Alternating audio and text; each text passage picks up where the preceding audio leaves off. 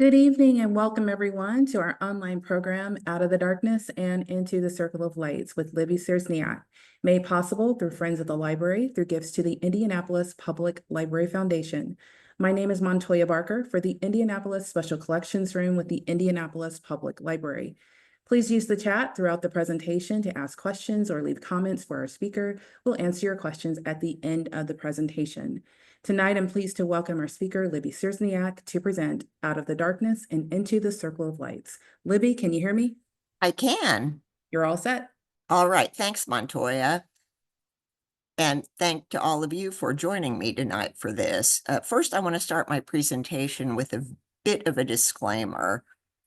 I grew up in Kokomo, so when I first moved to Indianapolis to attend Butler in the 1970s, I didn't really get all of the fuss over the so-called world's largest Christmas tree. You know, at the risk of restating the obvious, a statue is not a tree. Also, the tradition of stringing Christmas lights on a monument honoring fallen soldiers and sailors seemed a little inappropriate, to say the least. But over time, I've come to appreciate the Circle of Lights as a fitting tribute to the men and women who made the ultimate sacrifice to preserve our Hoosier way of life. The idea of a monument to honor our fallen soldiers and sailors was first proposed shortly after the end of the Civil War. For the next 22 years, legislators would argue about everything from the location of the proposed monument to its cost. They would even debate whether a home for Civil War widows and their children should be built instead of a monument. But from day one, there was strong consensus that any tribute to Indiana's Civil War soldiers should both honor the dead and celebrate the living.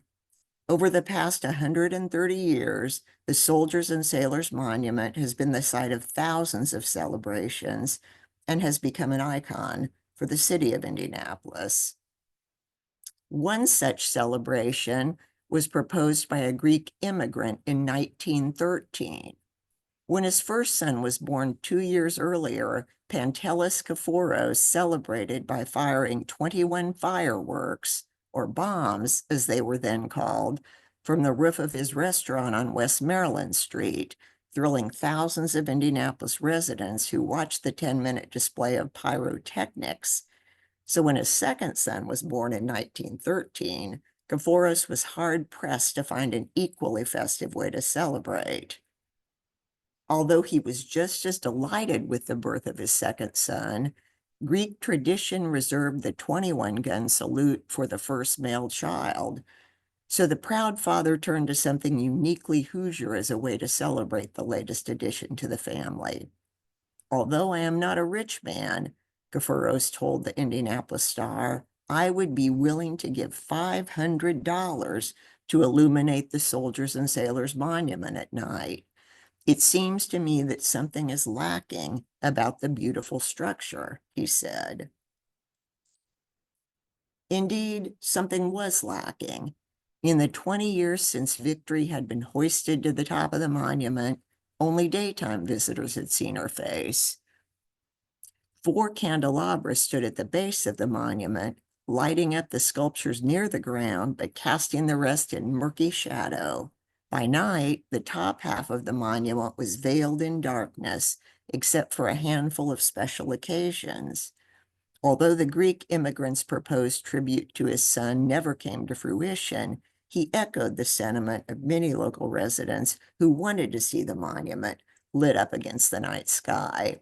And on the screen, you'll see 3 postcards that are all postmarked from 1911 to 1913, which should give you an idea of how the monument may have looked at night, at least when the moon was full. The idea of lighting the monument actually originated with this designer, Bruno Schmitz, who envisioned a ring of bronze lamps that would line the outer rim of the circle and shine their light upward on the monument. Schmitz's plan for lighting up the monument was vetoed by the monument's commissioners, however, because the technology simply didn't exist in the late 1800s to cast enough light to illuminate the statue, whose height at 284 feet was roughly the length of a football field and only 7 feet shorter than the Statue of Liberty. Instead, Schmitz was ordered to install 4 candelabra at the base of the monument, and pictured to the right is his original design for the candelabra. The first time the Soldiers and Sailors Monument was lit up for a special occasion was in 1893, when the monument was still under construction. Indianapolis had been selected as the host city for the 1893 encampment of the Grand Army of the Republic, and the committee planning the event came up with the idea of showcasing the magnificent new monument with a breathtaking light display. In case you're not familiar with the Grand Army of the Republic, or the GAR for short, it was a fraternal organization for Union vets that was established shortly after the Civil War with the aim of preserving the memory of the war dead and protecting the rights of the survivors. Indianapolis was host to both the first national convention, or encampment, as the GAR called it, in 1866, and the final encampment in 1949. All told, Indianapolis would host 8 GAR encampments, more than any other city in its nation. At its peak in 1900, the GAR had 592 posts in Indiana and more than 400,000 members nationwide. But by the time its final convention was gavelled into session in August 1949, the GAR's membership had dwindled to 16 elderly Civil War veterans, only 6 of whom were healthy enough to make the trip to Indianapolis. One of those men was Joseph Clovis, he's pictured there on the right, who at 105 years old was believed to be the last surviving Black soldier to fight for the Union. The 1893 encampment was the Super Bowl of Civil War reunions. An estimated 300,000 visitors and delegates passed through Union Station during the week-long event. In order to accommodate the hordes of GAR members and their families, tent villages were set up in the downtown area to provide free housing to 45,000 Civil War veterans. And because the hotels were full, private citizens were recruited to rent rooms in their homes at a moderate cost to an additional 40,000 visitors. The encampment was marked by parades and festivities. Delegates met at Tomlinson's Hall, but had plenty of free time to enjoy the city's many sights, including a full-size replica of a Civil War battleship, pictured on the screen, which had been built on the east lawn of the State House. But the highlight of the event was the lighting of the monument.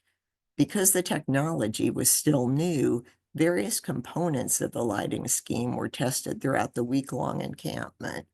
Thousands of awestruck visitors came to the circle to watch a test of the bulbs one night, the floodlights another night, and so on. By the time it was finished, 5,000 light bulbs were strung on the monument. Additional light was provided by 2 large revolving wheels made up of different colored bulbs that also illuminated the monument. Searchlights also lit up the victory figure against the night sky. At the base, strings of light designed to look like the American flag were put in place with bulbs timed to blink at different intervals so it looked like the flag was waving. Although the only image I could find, and that's seen on the right, hardly does it justice, the Indianapolis Journal described the completed display as a triumph of the electrician's art that would live in memory as long as life lasts. A few years later, when the finishing touches were still being added to the monument, a group of local businessmen formed a committee to plan a fall carnival. It was the first of what they hoped would become an annual event and would honor the great Shawnee chief Tecumseh, who with his tribes roamed over lands that eventually became the state of Indiana. During the carnival, prominent citizens dressed up as Tecumseh and his tribe and paddled canoes down the White River from Broad Ripple to downtown Indianapolis. Once they arrived, they presented Mayor Thomas Taggart with the keys to the city in what can only be described in retrospect as a wildly historically inaccurate depiction of how Native Americans actually relinquished their lands. Other features of the week-long festival included a parade with, quote, grotesque and humorous floats, fancy dress balls, and carnival attractions such as Lunette, the Flying Lady, Chiquita, the Midget, an Oriental Village, and a wild animal circus.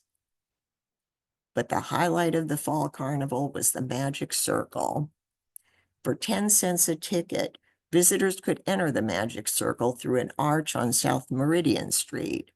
Once they got inside, they could listen to concerts, enjoy carnival attractions, and shop at dozens of booths encircling the monument, where vendors of all sorts hawked their wares. But it wasn't until night that the Magic Circle truly lived up to its name. 2 enormous searchlights were attached to Victory's torch. These lights moved constantly, sending their beams across the city or downward to the throngs of visitors crowding the circle. Thousands of incandescent lights in different designs decorated the shaft of the monument, including a brightly twinkling flag and multicolored revolving stars. The fountains were lit with red, white, and blue bulbs, and electrified water lilies floated in the basins. The entire effect was magical, leaving visitors awestruck. And here is a drawing of how it appeared that actually was in the Indianapolis Star in 1962, when the monument would be decorated again to celebrate a bit of a festival. And here is actually the only picture I could find of the lighted monument for the Magic Circle. I mean, as you can see, the photography is less than stellar, but it was certainly, no doubt about it, bright. Not everybody was happy. Some people were worried that the monument would be damaged by the installation of the lights. Many veterans were outraged to see a monument dedicated to fallen soldiers and sailors lit up like a giant carnival ride. One prominent local businessman told the Indianapolis Journal that he was disgusted by all of the stuff strewn around the circle and that the lights in particular looked cheap and garish. But as the Indianapolis Journal reported, the objectors would have felt their ears burn if they could have heard the thousands of compliments which were showered upon the promoters of the carnival and the designer of the illumination of the Magic Circle. But those objections proved to be the downfall of the Magic Circle. During the midst of the Fall Carnival, the Monuments Board of Regents issued a statement condemning the crass commercialization of the monument. According to the Regents, the general public didn't realize the degree of veneration with which the monument was regarded by the old soldiers who fought in the Civil War. These veterans thought it was a desecration to string electric lights on a monument erected to the memory of their fallen comrades. In the future, the regent said, the monument could only be used for the purpose to which it was dedicated. But as it turns out, that didn't last for very long. As the state centennial approached in 1916, Two rival electric utilities saw the obvious marketing potential of an electrically lit monument serving as a centerpiece for the massive July 4th celebration. The Indianapolis Light and Heat Company announced in June that it would position floodlights on the roof of its Monument Circle building to bathe the monument in light. When delays appeared to jeopardize the company's grand scheme, the Merchants Heat and Light Company quickly stepped in and announced on July 3rd that it would illuminate the monument with 25 floodlights placed atop the Hotel English, the Fletcher Savings and Trust Building, and the Waverly. And if the view of victory shining down from a night sky was not enough to entice the crowds, Merchants would also throw in a free concert from the Indianapolis Police Department band. Not to be deterred by its rival's announcement, the Indianapolis Light and Heat Company scrambled to complete its own preparations. At 7:30 p.m. on July 4th, 1916, the utility threw the switch on its battery of lights, and the Merchants Heat and Light Company followed suit a half an hour later. According to the Indianapolis Star, as the latter's company lights were projected upon the monument and the band broke into a medley of patriotic airs, necks craned, and there were audible expressions of wonderment and admiration everywhere in the throng. The crowd broke up after the concert, but a steady stream of cars poured in from both the north and south as motorists from miles away were drawn by the sight of the luminous Soldiers and Sailors Monument towering in the night sky. Although the country was in the midst of an actual war, the two rival utilities were waging their own somewhat unseemly battle over which company should take credit for lighting up the monument for the Indiana Soldiers and Sailors, or for the Indiana Centennial celebration. Excuse me. On July 4th, 1916, the Indianapolis Light and Heat Company published an ad in the newspaper that in today's parlance showed the receipts to prove that they were the first to come up with the brilliant idea. Merchants Heat and Light countered with an ad of their own, urging local residents to not be misled and instead to wait for the big show, which would allow them to compare the old, that is, Indianapolis Light and Heat, with what the new company could provide. And as you can see on the screen, these are the competing advertisements that were published on July 4th, 1916, each company claiming credit for lighting the monument. Despite the petty squabbling between the two electric utilities, the centennial illumination of the Soldiers and Sailors Monument was hailed as a feat of electrical engineering. Indianapolis was the first city in the United States to light a monument of such great size. Engineers from New York City traveled to Indianapolis in hopes of using the same techniques to illuminate the Statue of Liberty.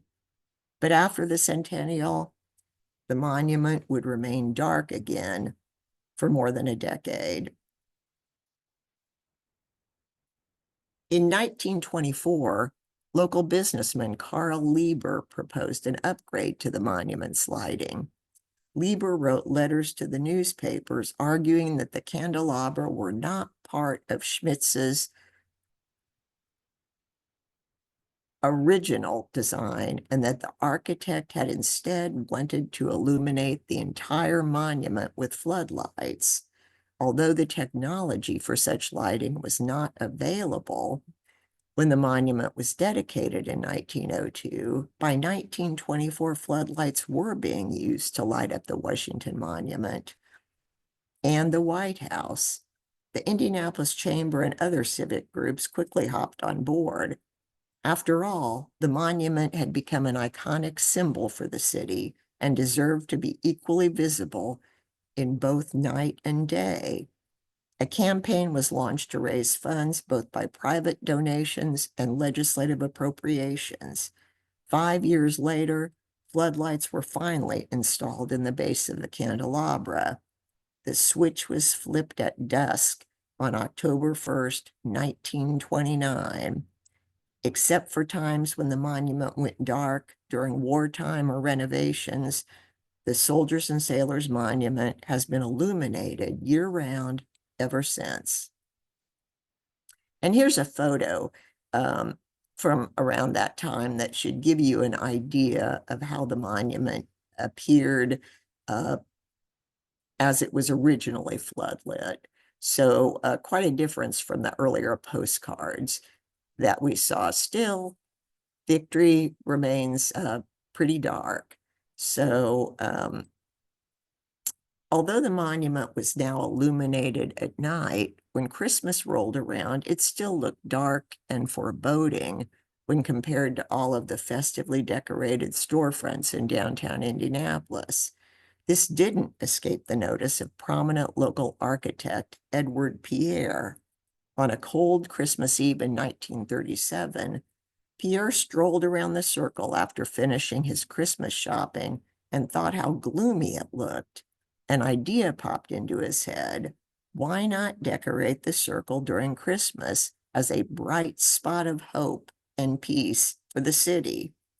In 1940, Pierre partnered with the Construction League and the American Legion to establish the American Peace Symbol Foundation, with the mission of creating a symbol of the season that would be reverently beautiful and inspiring and not crass or commercial. As it turned out, however, war got in the way of Pierre decorating the monument as a symbol of peace. It wasn't until 1945 that the circle would first be decorated for Christmas, with brightly lit Christmas trees surrounding the monument, a nativity scene, and daily caroling. Organizers hoped that it would become an annual tradition, making Indianapolis a symbol of peace and the spirit of goodwill. And as you can see in the picture, the original cost for decorating was $4,000. And as the picture on the right shows, a veteran who served 20 months overseas in a tank destroyer is shown gazing at the monument with his wife and young child.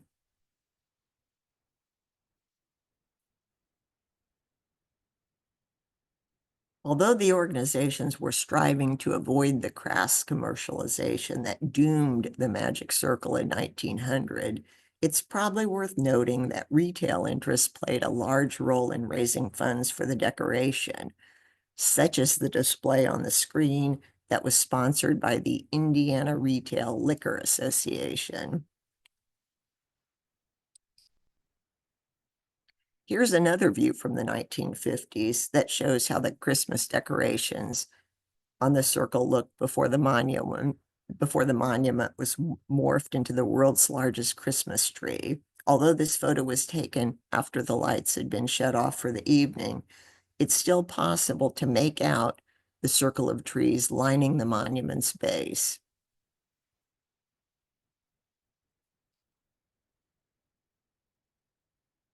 The Christmas decorations on the circle gained instant popularity with Indianapolis residents who were still flocking downtown during the holiday season to do their shopping.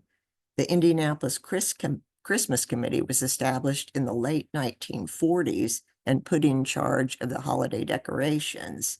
Then, in 1957, 20 years after Edward Pierre first envisioned decorating the circle for Christmas, a light bulb went off over the head of one of the committee members, and the idea of stringing the monument with lights to create the world's largest Christmas tree was born.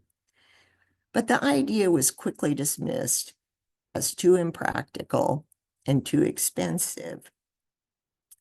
But finally, after kicking around the concept for several years, the committee decided to get serious. But first, a series of hurdles had to be crossed. An engineering study was completed to alleviate fears that the steel cables would vibrate in high winds and endanger the monument by placing too much stress on its unreinforced shaft. Approvals for the world's largest Christmas tree were also needed from the State Administrative Building Council, the state engineer, and from the Indiana War Memorials Commission, whose predecessor had been vehemently opposed to using the monument for any purpose other than honoring the state's fallen soldiers and sailors.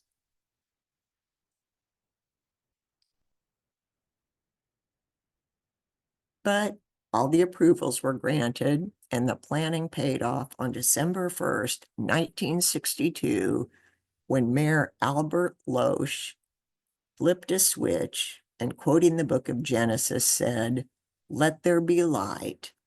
An estimated crowd of approximately 10,000 people from all over Indiana gaped in awe at the spectacle of what was being called the world's largest Christmas tree.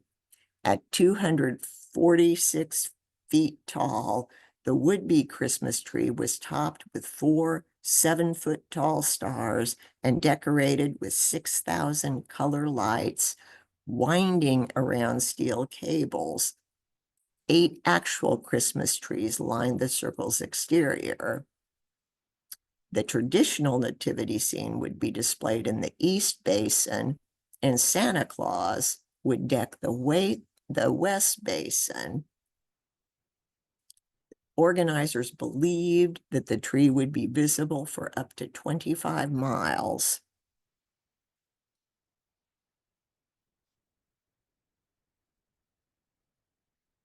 The entire project was completed without drilling any holes in the monument. In fact, according to the Star, the original builders must have had something like this in mind when they designed the monument in the late 1800s. Now, for those of you who remember the TV series Arrested Development, this is the point when the narrator, Ron Howard, would chime in with, "No, they did not." But the fact was, there were a series of stone brackets on the monument with 3-inch holes that exactly fit the power cables to the lights, whether it was planned or not. As the years passed, both the crowds and the display continued to grow. By 1971, for example, when the world's largest Christmas tree was 10 years old, it was strung with 50,000 light bulbs, plus several thousand small lights that flashed on and off to make the tree sparkle.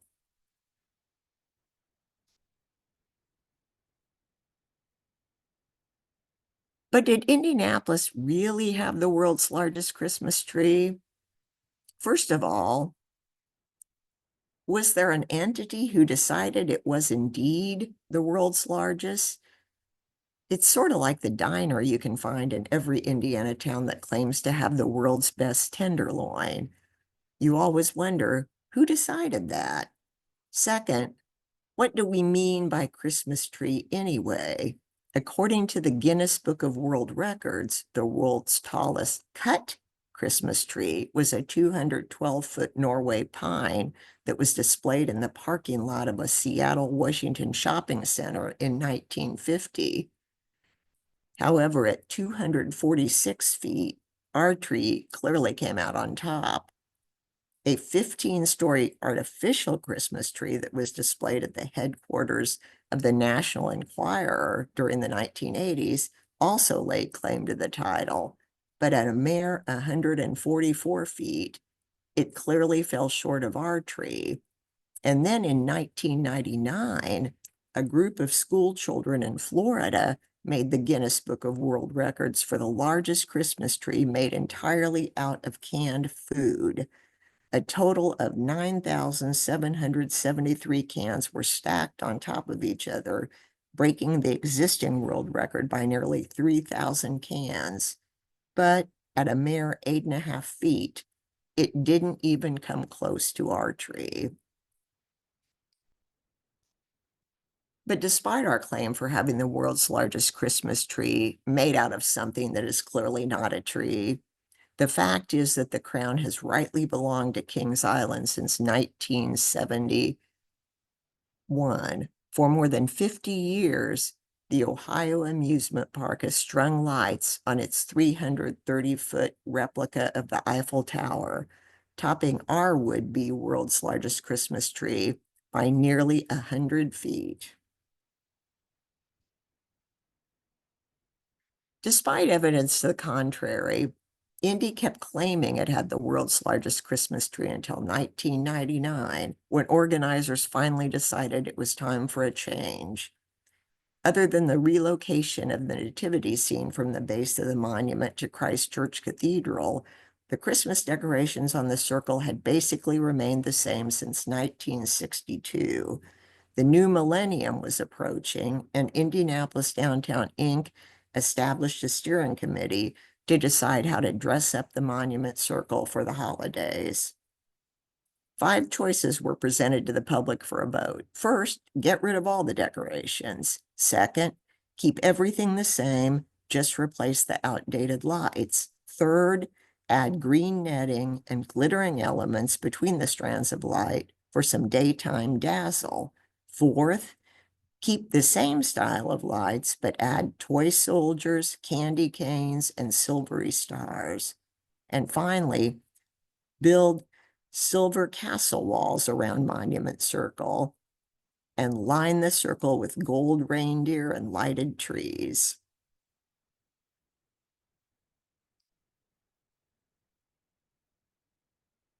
There was also several suggestions to change the name, which included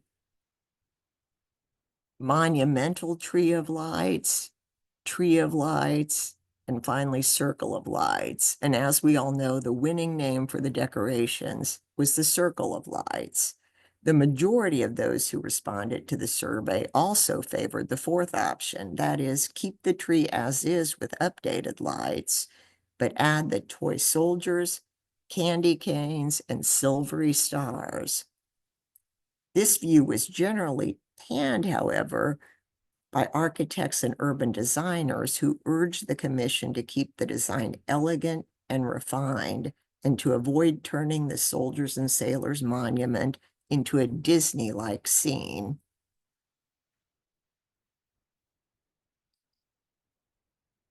Probably the harshest critic was Indianapolis Star columnist Joe Gilardin, who wrote in a column, "Stringing lights up the monument and putting displays all around is an Indianapolis tradition that brings joy to thousands each year. But all of our Indiana war memorials are monuments to the courage and commitment of the thousands of Hoosiers who died in our wars. It seems to me that turning Indiana's main war memorial into a sales promotion called the world's largest Christmas tree is inappropriate." Instead, Gilardin urged the commission to focus on decorating downtown, including the canal and the military park and other venues downtown with bright lights.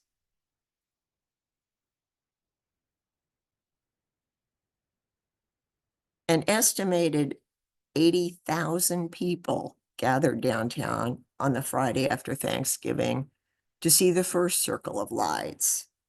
A large cheer broke out when 9-year-old Brooke Butler flipped the switch that sent electricity coursing through 4,600 light bulbs strung on the Soldiers and Sailors Monument. Young Brooke had earned the honor by winning a holiday art contest. Although the new $1.7 million display generally received rave reviews, some of the visitors were hard-pressed to figure out how it differed from the previous year's display. And when a reporter asked 6-year-old Levi West whether he liked the tree, the child corrected the reporter and said, "It's not a tree." Now, even though it may not have appeared different to some people who'd visited the monument in previous years, they had added 52 soldiers and peppermint sticks, each 12 foot tall.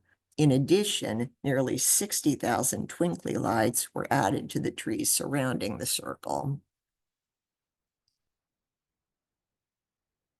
The Circle of Lights celebration has become a beloved holiday tradition since it was launched 15 years ago, drawing tens of thousands of people to Monument Circle on the day after Thanksgiving to watch the lighting of what many people still regard as the world's largest Christmas tree. Adults who first went to the celebration as children are now sharing the magical experience with their own children. But as we gather in a couple weeks to celebrate the Circle of Lights, I do think it's important to take a minute to look beyond the wooden toy soldiers and see the bronze sculptures of the actual soldiers who gave their lives so that we may enjoy ours.